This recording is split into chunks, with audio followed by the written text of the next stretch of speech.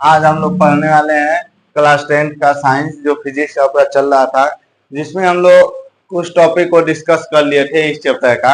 आज ये हमारा क्या है, नेक्स्ट टॉपिक है और इसका दूसरा वीडियो है। हम इसमें देख रहे हैं कि जो प्रकाश पढ़ रहे थे, प्रकाश का परिवर्तन। सबसे पहले ये बताया गया था कि प्रकाश होता क्या है पहले चैप्टर में, फिर प्रकाश का परिवर्तन बताया गया था, और ये हमारा चल रहा है प्रकाश का अपरिवर्तन। प्रकाश का परिवर्तन भी आपको बता दिया गया था। जब कोई प्रकाश एक माध्यम से दूसरे माध्यम में जाती है तो अपना मार्ग परिवर्तन कर लेती है, जिसको हम क्या कहते हैं, प्रकाश का अपरिवर्तन कहते हैं। और ये परिवर्तन जब किस प्रकार होता है, जब कोई विरल माध्यम से सघन माध्यम में जाती है तो अभिलंब की ओर झुक जाती है, और जब कोई प्रकाश किरण सघन माध्यम से विरल माध्यम में जाती है तो अभिलंब से क्या हो जाती है, दूर हो जाती है, जो कि ये आपको बता दिया गया था। हम इसमें क्या देखेंगे, आज देखेंगे कि अपरिवर्तन के कारण आखिर अपरिवर्तन ये होता ही क्यों है, क्यों यदि कोई भी मतलब एक माध्यम से दूसरे माध्यम में जाता है तो उसका मार्ग बदल जाता है। रीजन ये है कि हम जानते हैं जो प्रकाश होता है इसका जी मतलब जो प्रकाश की चाल होती है विभिन्न माध्यमों में अलग अलग होती है। देखा जाए तो यदि प्रकाश जा रही है तो यदि वो सिंपल यदि किसी एक माध्यम में है, वाई में है, तो उसका चाल अलग होगा। यदि वो लिक्विड में है तो उसका चाल अलग होगा। यदि वो सॉलिड में है तो उसका चाल अलग होगा, अलग हो जाएगा। हम ये कह सकते हैं कि जितने भी माध्यम है आपके ठोस, द्रव और गैस, यानी इसकी सॉलिड, लिक्विड और गैस, ठोस, द्रव और गैस, इन तीनों में जो प्रकाश की चाल होती है वो क्या होती है, भिन्न भिन्न होती है। ठीक है, और यही रीजन है कि कोई भी क्या होता है, जब कोई प्रकाश एक माध्यम से दूसरे माध्यम में प्रवेश करता है, यानी कि जब एक माध्यम से दूसरे माध्यम में जब प्रवेश करता है तो जो प्रकाश का मार्ग होता है वो क्या हो जाता है, विचलित हो जाता है। ठीक है, प्रकाश का मार्ग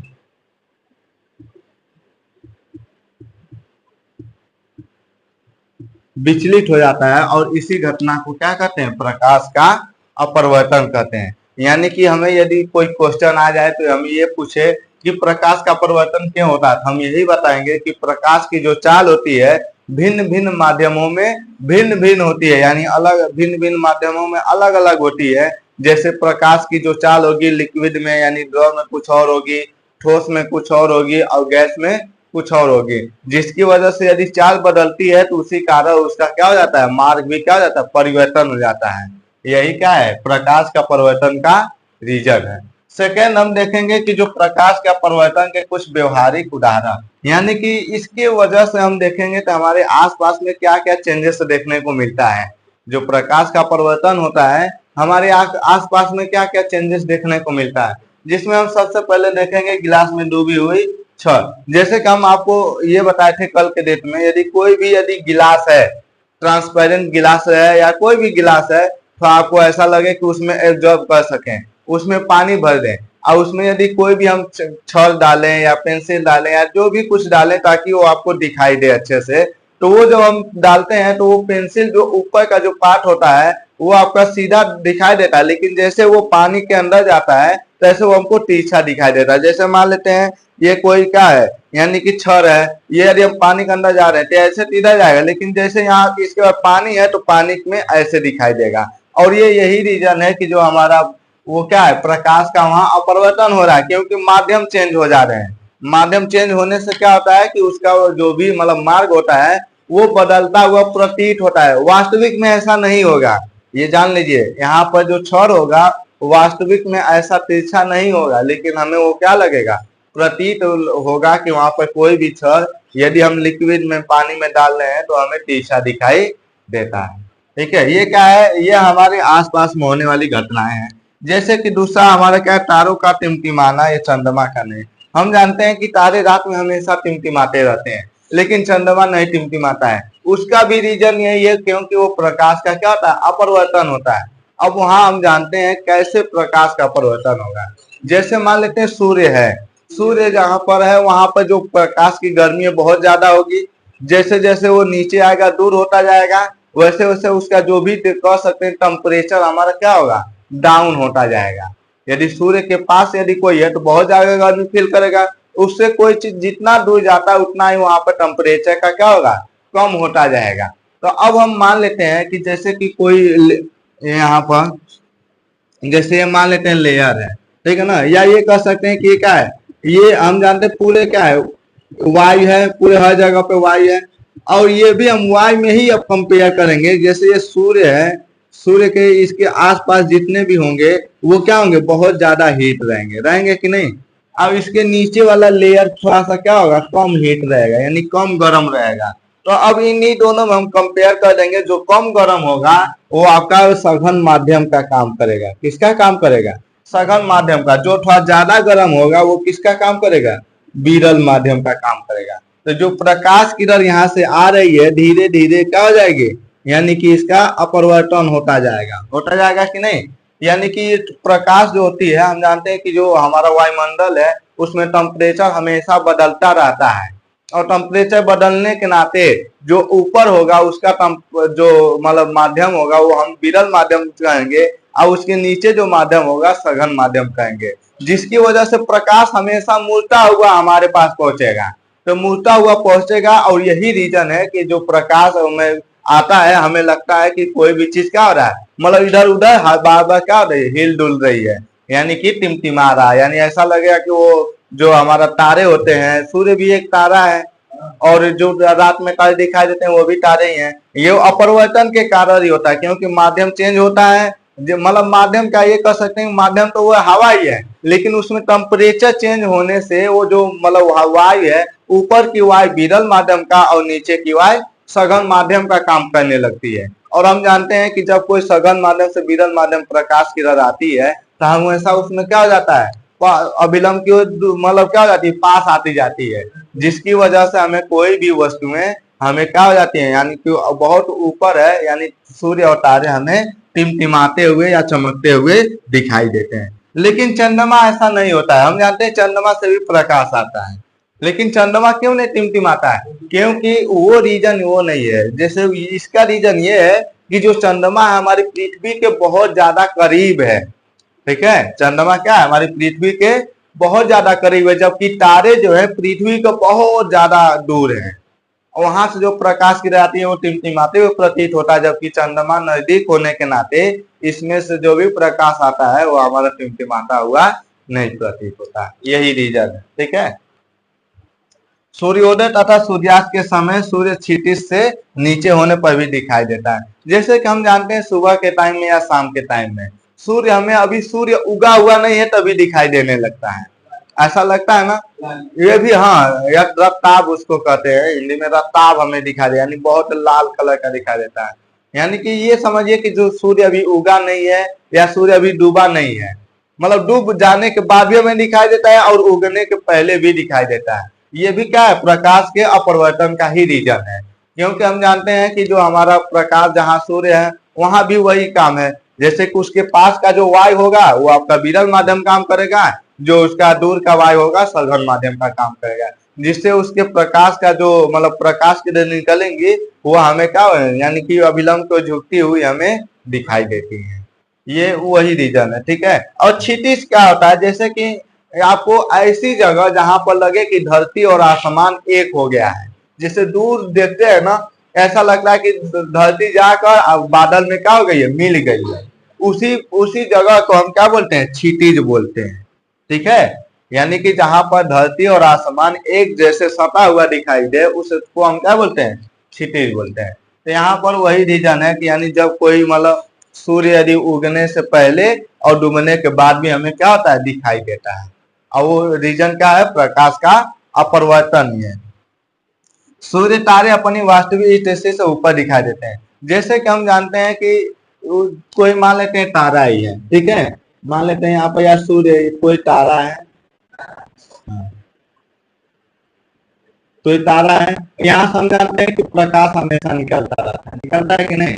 और मान लेते हैं हम यहाँ पर खड़े हुए हैं, ठीक है, यहाँ पर खड़े हुए हैं, तो ये जो प्रकाश किरण मान लेते हैं इधर से आ रही है, तो ये जो फिर क्या हो जाएगी, इधर हो जाएगा, फिर इसको हमेशा विलंब की ओर झुकता जाएगा कि नहीं।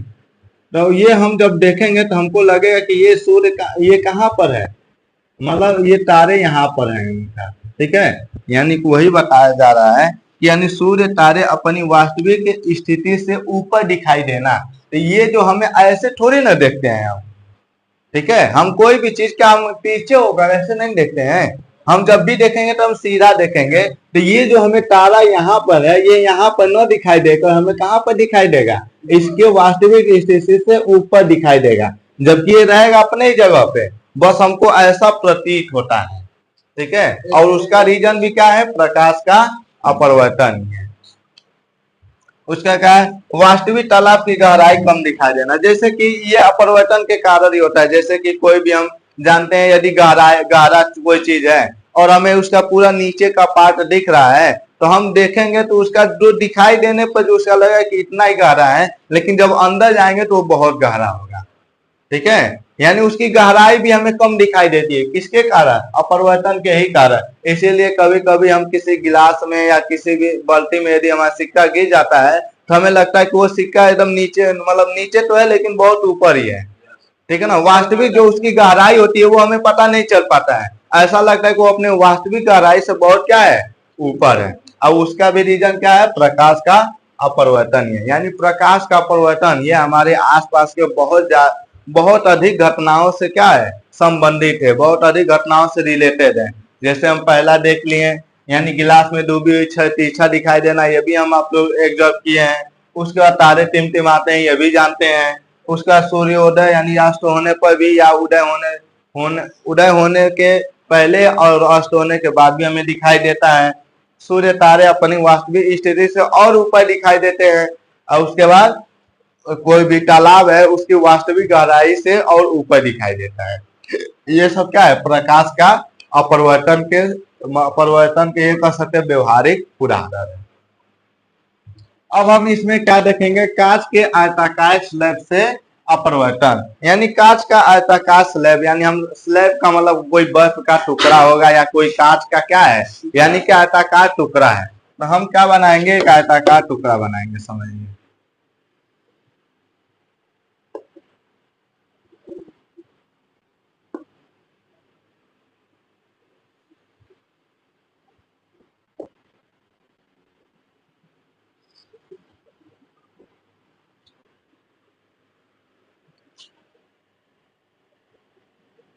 देखिए ये हमारा क्या है, मान लेते हैं कोई कांच का आयताकार स्लैब है, ठीक है ना, कांच का स्लैब, आयताकार स्लैब, ठीक है। तो अब हमें क्या करना है, इससे प्रकाश का अपरिवर्तन करना है। प्रकाश का परिवर्तन यानी एक जगह से प्रकाश लाना है, दूसरी जगह से निकाल देना है। तो अब यहाँ पर क्या क्या घटनाएं होती हैं वो हम देखते हैं। जैसे मान लेते हैं कांच का परिवर्तन है, ऊपर यानी आपका क्या है, वायु है, और ये हमारा क्या है, कांच है। तो ये इन दोनों में ये हमारा हो जाएगा विरल माध्यम, हो जाएगा कि नहीं, और ये क्या हो जाएगा, सघन माध्यम। ये आपको एकदम अच्छे से क्लियर होगा कि कौन विरल होगा कौन सघन होगा। अब हम जानते हैं कोई भी यदि प्रकाश किरण है, मान लेते हैं यहाँ से हम क्या करें, इस स्लैब को इधर लिख देते हैं। हम मान लेते हैं यहाँ पे कोई क्या है, यानी कोई प्रकाश किरण इधर आ रही है। तो हम जानते हैं जब कोई प्रकाश किरण एक माध्यम से दूसरे माध्यम में आती है तो उसका क्या जाता है, यानी कि उसकी जो भी प्रकाश किरण होती है वो मुड़ जाती है, या यानी उसका परिवर्तन हो जाता है। तो यहाँ पर जब कोई प्रकाश किरण आ रही है, भाषा और इधर की इच्छा ले लें ताकि समझने में कोई दिक्कत ना हो। ये आपकी कोई प्रकाश किरण है। अब हम जानते हैं कि ये आने वाली किरण को हम कौन सी किरण बोलते हैं, आपतित किरण। ये आपको हर जगह ऐसे ही मिलेगा, यानी आने वाली किरण को आपतित किरण। ये देखिए प्रकाश में भी वही था, जब प्रकाश का परिवर्तन कर रहे थे तो यहाँ भी वही है, थोड़ा थोड़ा नाम चेंज होता जाएगा, ज्यादा नहीं। ये आने वाली किरण आपतित किरण है, जिस बिंदु पर आकर टकराती है उसको हम क्या बोलते हैं, आपतन बिंदु कहते हैं। और इस आपतन बिंदु पर एक हम क्या खींचते हैं, अभिलंब लंब दरार कहते हैं, ठीक है ना। इस पर हम क्या करते हैं, एक अभिलंब बनाते हैं, जो मतलब लंब डालते हैं, इसमें क्या कहलाता है, वही अभिलंब कहलाता है। इसको हम क्या बोलते हैं, अभिलंब बोलते हैं। यानी कि यदि आपतन बिंदु पर एक लंब ड्रा कर दिया जाए तो वो जो लंब होता है उस लंब को क्या बोलते हैं, अभिलंब बोलते हैं। तो हम जान रहे कि कोई प्रकाश किरण आ रही है, तो इसको जाना चाहिए एकदम सीधी रेखा में, जाना चाहिए कि नहीं, यानी इसको एकदम सीधी रेखा में जाना चाहिए, लेकिन ये सीधी रेखा में जाकर थोड़ा सा क्या हो जाएगी, झुक जाएगी, अभिलंब की झुक जाएगी, और झुक जाकर उसको फिर हम आगे तक बढ़ाते हैं तो इसके दूसरे पृष्ठ पर आ जाती है। ये मान लेते हैं कांच का प्रथम पृष्ठ है, यानी ऊपर है, तो हम इसको क्या मान सकते हैं, प्रथम पृष्ठ। ये कांच का क्या है, दूसरा पृष्ठ। फिर यहाँ पर आएगा तो ये हमारा देखा जाए तो ये कांच है, और यहाँ पे बाहर क्या है, वायु है। फिर ये क्या हो जाएगा, विरल माध्यम हो जाएगा कि नहीं, ये हमारा विरल माध्यम हो जाएगा। अब यहाँ से भी तो प्रकाश बाहर निकल जाएगा, क्योंकि ये कांच का आइटम है, जो भी हमारा ये स्लैब है वो किसका है, कांच का है, यानी आसपास एकदम आस पास दिखाई दे रहा है, तो यहाँ से भी क्या हो जाएगा, फिर हम यहाँ पर एक अभिलंब ड्रा करेंगे। तो अब ये जो प्रकाश किरण है इसको एकदम सीधा आना चाहिए कि नहीं, लेकिन ये सीधा ना आकर ये क्या हो जाएगा, ये अभिलंब से दूर हो जाएगा। ठीक है, ये अभिलंब से क्या हो जाएगा, दूर हो जाएगा। तो यहाँ पर देखा जाए तो ये हमारा क्या, आपतित किरण, और ये हमारा क्या है, अपवर्तित किरण। ठीक है ना, इस किरण को क्या बोलेंगे, अपवर्तित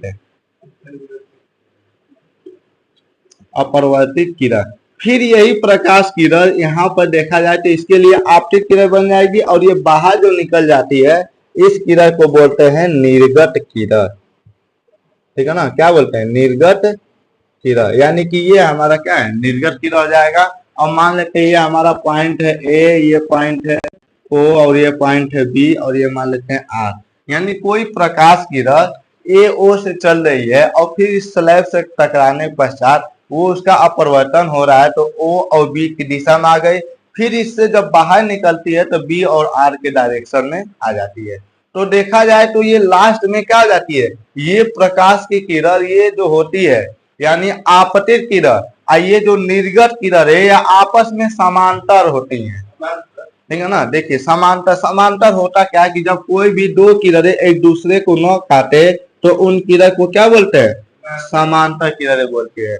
तो देखा जाए तो ये जो किरणें है, ये किरणें और ये किरणें एक दूसरे के क्या है, समांतर है। यदि अब आपतित किरण को देखा जाए और निर्गत किरण को देखा जाए तो ये दोनों किरणें आपस में क्या है, समांतर है, और इनके बीच में इसको मान लेते हैं पीछे बढ़ा दें, ठीक है, या इसको ही आगे बढ़ा दें, तो इनके बीच में कुछ ना कुछ डिस्टेंस होता है कि नहीं, इनके बीच में क्या है, कुछ डिस्टेंस होता है, यानी लंबवत दूरी कह सकते हैं। इस पर हम देख रहे हैं कि इन दोनों किरण के बीच में कुछ डिस्टेंस होता है ना, जैसे यानी इसके और इसके बीच में, वैसे ही इस किरण के और इस किरण के भी बीच में डिस्टेंस होता है। तो ये जो किरण है मतलब होता है, इसी को क्या बोलते हैं, पार्श्विक विस्थापन की वजह से होता है। ठीक है, इस ये दो भी दूरी होती है, ये क्या होता है, पार्श्विक विस्थापन होता है। यानी कि हम क्या इसमें निरीक्षण किए हैं कि जब कोई कांच से यानी कोई वायु से कांच में गई प्रकाश किरण तो क्या हो गया, उसका अपवर्तन हो गया, लेकिन जैसे वो बाहर निकली तो उसका क्या हो गया, निर्गत किरण हो गई, और फिर वो सेम माध्यम में आ गए। लेकिन यहाँ पर डिफरेंस क्या हुआ है कि ये जो प्रकाश किरणें हैं और ये जो निर्गत किरण है, आपतित किरण निर्गत किरण बीच में कुछ ना कुछ डिस्टेंस आ जाता है। ये अपने जो हमारा इनिशियल हमारा था, प्रारंभिक स्थिति थी, उस पर नहीं आता है, ये थोड़ा उससे क्या हो जाता है, नीचे दब जाता है, और इनके बीच में कुछ ना कुछ क्या होती है, दूरी आ जाती है, और ये होता है मतलब जो दूरी होती है उसी को हम क्या बोलते हैं, पार्श्विक विस्थापन कहते हैं। तो देखा जाए तो निर्गत किरण तथा आपतित किरण, ये हमारा निर्गत किरण है, और ये कौन सी किरण है, आपतित किरण है, के बीच लंबवत दूरी, यानी इन दोनों किरण के बीच में जो लंबवत दूरी है उसी दूरी को क्या बोलते हैं, पार्श्विक विस्थापन बोलते हैं, लेटरल डिस्प्लेसमेंट बोलते हैं। तो ये हम लोग सीख गए कि आयताकार स्लैब से कोई अपवर्तन कराना है तो हम कैसे कराएंगे। ठीक है, अब उसके बाद ये देखना है कि ये रीजन इसका होता है क्योंकि पार्श्विक विस्थापन हो जाता है, और ये भी आपको इसमें बता देना कि ये जो आपतित किरण है निर्गत किरण है आपस में क्या हो जाती है, समांतर हो जाती है। उसका पार्श्विक विस्थापन क्या होता है, यदि कोई पूछे तो हम बोलेंगे निर्गत किरण तथा आपतित किरण के बीच की लंबवत दूरी को हम क्या बोलते हैं, पार्श्विक विस्थापन बोलते हैं। तब तक यहाँ तक आप लोग नोट कीजिए, और उसके बाद हाँ इसका प्रैक्टिकल भी हम कर सकते हैं, लेकिन इसके लिए आपको क्या करना होगा, कांच का कोई आइटम लेना पड़ेगा। रेक्टेंगुलर टाइप का, ठीक है। या ये कह सके क्यूब जैसा आइटम लेना पड़ेगा। क्यूब जैसे लेंगे तो ज्यादा अच्छा रहेगा, क्योंकि क्यूब में लेंगे तो उसमें आपका एकदम अच्छे से प्रैक्टिकल हो सकता है, ठीक है। लेजर लाइट ले लेंगे, उसका उसमें जब हम रेड यानी कि जो भी मतलब कि किरण होती है, उससे हमें बहुत अच्छे से यानी कि वो जो भी कांच होगा व्हाइट जैसा होगा, और उसका हम उसको अच्छे से उसका प्रैक्टिकल कर सकते हैं, ठीक है। लेकिन यहाँ पर तो पॉसिबल नहीं है। तब तक इसको नोट कीजिए और जो भी अच्छे से अपने बुक से ही नोट्स बनाइए, क्योंकि इसमें आपको बस शॉर्ट फॉर्म में आपको बताया जाता है। यदि आपको इसका नोट्स चाहिए तो आपको टेलीग्राम ग्रुप पे ज्वाइन कर सकते हैं। नोट करिए।